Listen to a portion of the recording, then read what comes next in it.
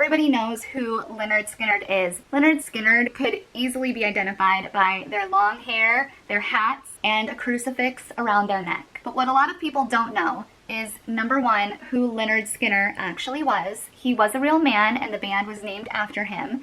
And two, the tragic and magical story of the rise and fall of the band.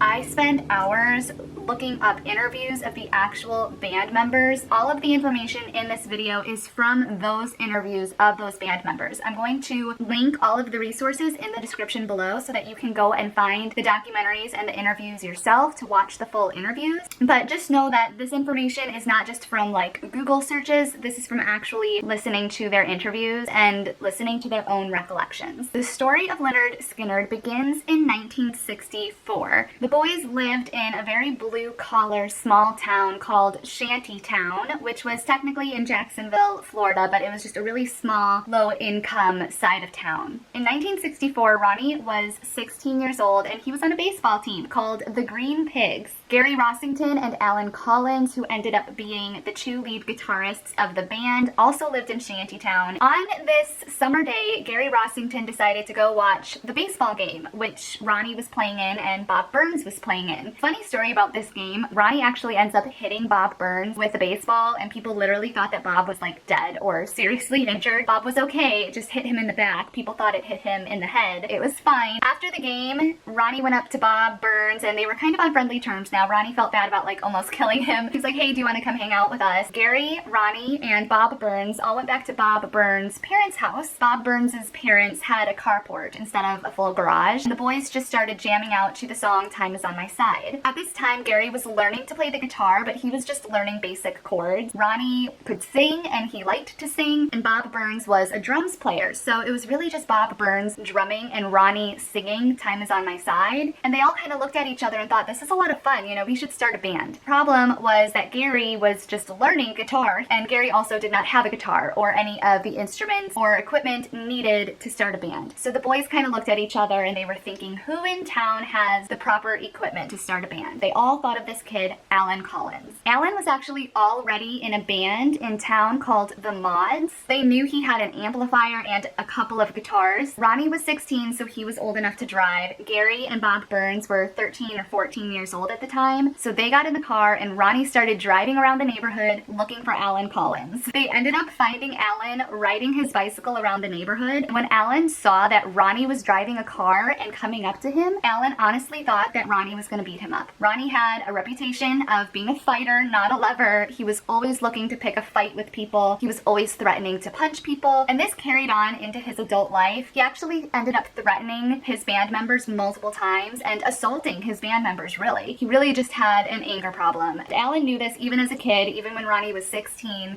So when Alan saw Ronnie in that car, he literally climbed a tree and wouldn't come down because he thought that Ronnie was going to beat him up. Gary remembers getting out of the car and kind of yelling up to Alan, Alan, you know, come on down from the tree. No one's going to beat you up. We just want you to play with us in a band. But really, they just wanted his equipment. Alan ends up agreeing, and he actually ends up loving being in the band. This time they were called My Backyard. They kind of jumped around from name to name. Eventually, in 1964, they landed on the name The 1%. Their very first dance card says The 1% on it and has their home phone number for you to call if you want to hire them for a gig. They really became a family. Gary and Alan didn't have their dads around, and Ronnie really adopted the role of a dad for Gary and for Alan. As the band started playing at more and more dances and events, they ended up attracting the talent of Larry Jolstrom. Larry played clarinet and a couple of other instruments just in the band, you know, the school band. Larry wanted to start playing at events and at dances. He approached the 1% and offered to be their bass player, and Larry Jolstrom was their bass player for a couple of years. Now, the boys all went to the same school and they all had the same gym teacher. This gym teacher was also a coach, a basketball coach. He was very, very strict. It was very fun unheard of for boys to have long hair. So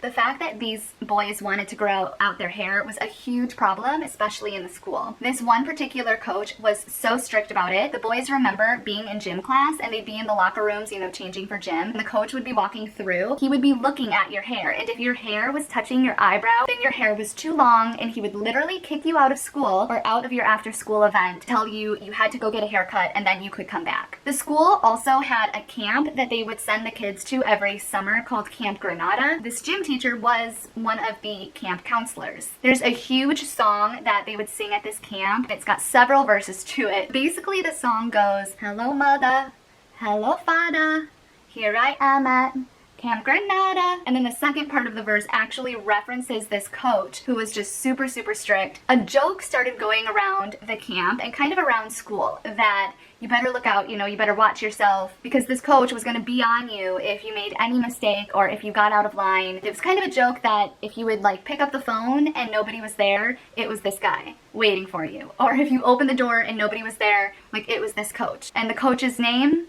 was Leonard Skinner. Hello mother, hello father, here I am at Camp Granada. You remember Leonard Skinner?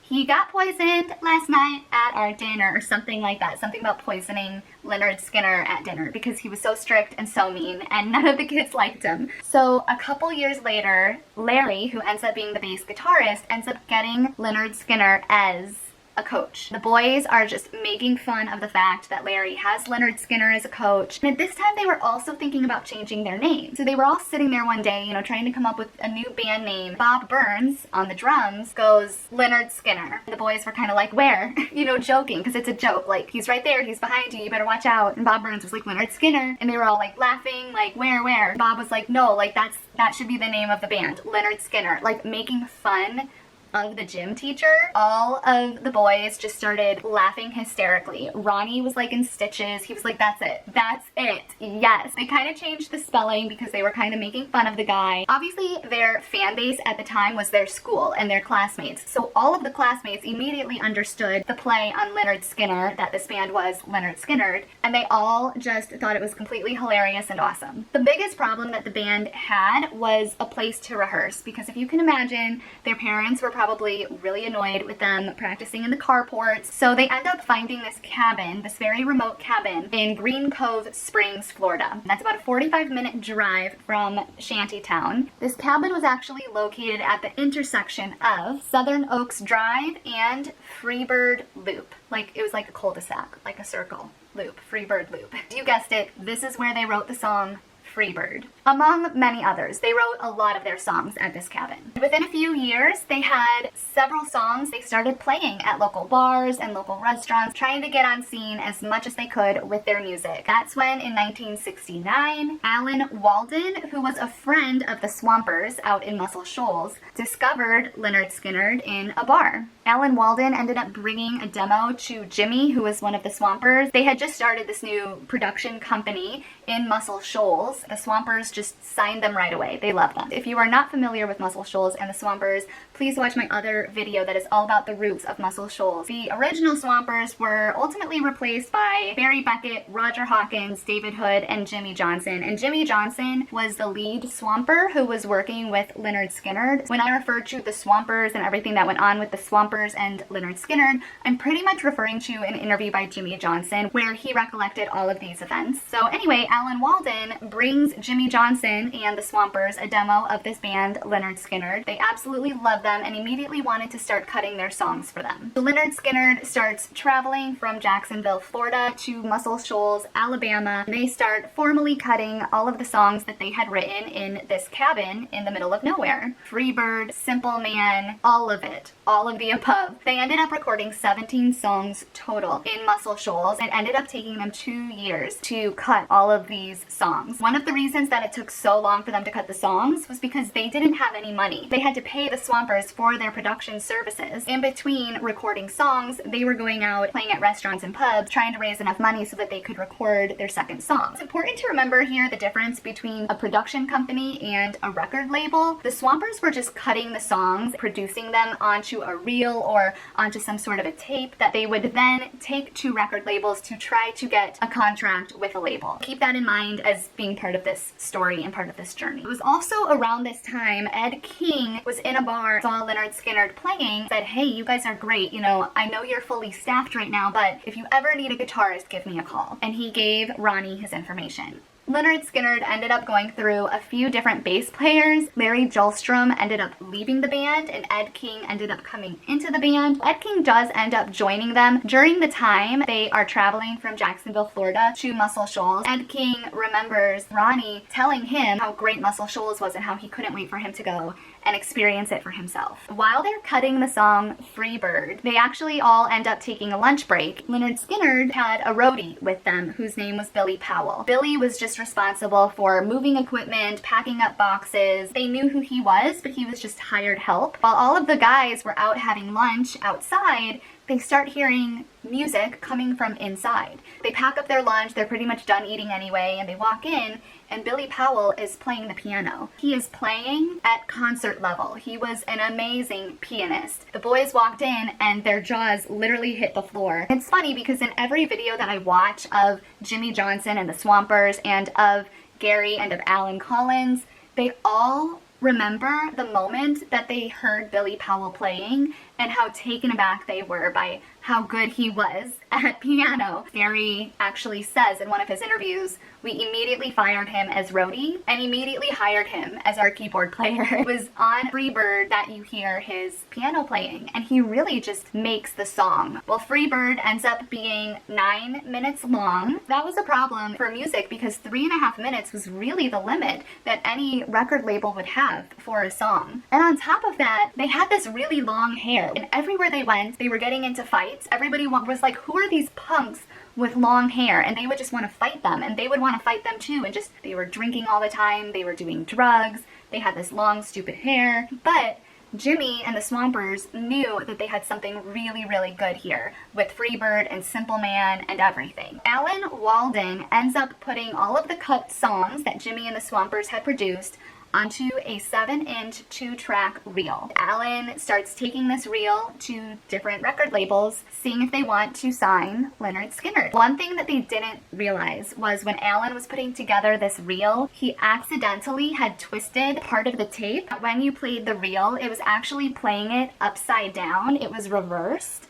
And this is something that I don't fully understand how that happened because I don't personally work with reels every day. It was a really easy mistake, but something that people didn't do that often. So people wouldn't hear this and realize that it was flipped or that it was twisted. When they played it for these record labels, the music sounded very, very muffled. It sounded muffled and it just had a weird, bad quality sound to it. And nobody really picked up on the fact it was twisted and that it was playing on the reverse side of the tape. First of all, they come in saying that they have a 9-minute song, and that kind of angers the record label, like, okay, well, it needs to be 3.5 minutes, but play it anyway. And then they start hearing it and they're like, whoa, this is terrible quality. I can't even listen to this. Alan keeps getting the tape back. Nobody knew that the tape had been twisted and that these record labels were listening to the back side of the tape. For 2 years, Alan is taking this reel into record labels and they're getting turned down again and again and again. Some record labels did come back to Jimmy and the Swampers and say, we like it, but you're gonna need to cut Freebird to be 3.5 minutes or less.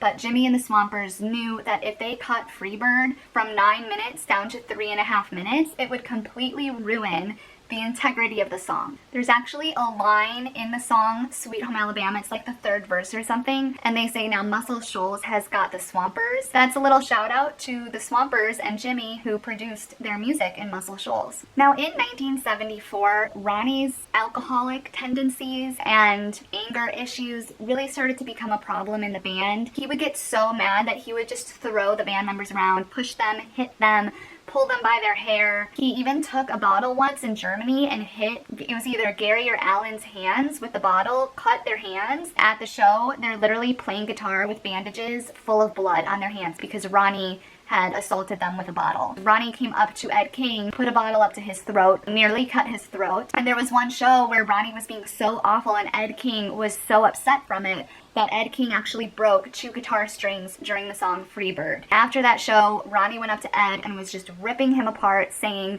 "You'll never amount to anything." He was really mad that he broke the strings. Ed was like, "I'm not taking this anymore, I'm out." And he literally packed his bags and just left the next day. So Lynyrd Skynyrd had to really scramble to find another guitarist. Other than those issues, their career was really taking off. And then in October of 1977, 3 of the band members were on a plane, and that plane was running low on fuel. It tried to make an emergency landing but couldn't, and the plane crashed. 3 members of the group, including its leader, Ronnie Van Zant, were among the 6 people killed in this crash. Some of the 20 survivors said several members of the group had argued against taking the plane. They were going to vote on whether to continue flying in it after a concert tonight. Investigators said the plane ran out of gas and crashed 200 yards short of where the pilot had hoped to set it down. Although several members of the group survived, a spokesman said the band will never play again under its old name. The guitarist who had replaced Ed King, Steve Gaines, and Cassie Gaines, who was Steve's wife, and also the backup singer. Both of the pilots also died. Their road manager, Dean, who had also found that cabin for them to rent out and where they would write their songs, he was also on the plane and also died. After the plane crashed, the remaining band members went back to Muscle Shoals and back to Jimmy and the Swampers. They asked if they could make a compilation album with 11 of the 17 songs that were recorded in Muscle Shoals. That album was called The First and the Last and was released in 1978. It wasn't until the 90s where a CD was made that had the full 17 songs. I will put a link to that CD in the description below if you want a copy of this CD that has all 17 songs that Muscle Shoals recorded. I will also put in the description all of the documentaries and interviews that I watched to compile this video. And if you like this video and if you like my channel, please don't forget to subscribe and hit the thumbs up button. You have no idea how much it helps to have an extra subscriber and an extra thumbs up. Hungry for the road all my life, thirsty for adventure all my youth, chasing all my freedoms down Liberty Avenue.